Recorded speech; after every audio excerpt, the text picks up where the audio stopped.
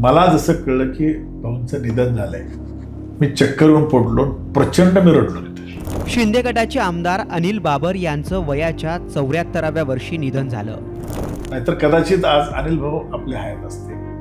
त्यांनी जे वाक्य सांगितलं 2034 पर्यंत मी कुणालाही फाटी शिवून देणार नाही, माझा अंदाज आहे की खरंच त्यांनी कुणालाच फाटी शिवून दिली असते. एखादा सर्वसामान्य कुटुंबातला नेता जर तयार व्हायला लागला तर त्याला दाबायचं कसं हे नेत्यांच्याकडून, प्रस्थापित नेत्यांच्याकडून केलं जातं. पाठीमागं फार मोठं षड्यंत्र रचून माझ्यावर 2013 साली एका वेळेला 3 केसेस टाकले. लोक जसं विचार करतात तसं सुहास भैया नाही.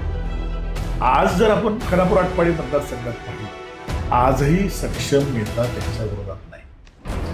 अमोलदादा हे सुहास भैयांचे बॅकबोन आहेत का? तर 100% आहेत. मीही जर व्यासपीठावर आज शिव्या दिल्या मोठ्या नेत्यांना, मी प्रसिद्ध होऊ शकतो. आता इथली काँग्रेसची अवस्था काय आहे तुम्हाला नव्यानं सांगायला ना.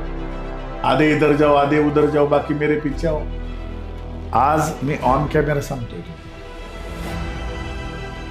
मी जर ठरवलं असतं ना तर या मतदारसंघामध्ये वैभव पाटलांना तिकीटच मिळालं.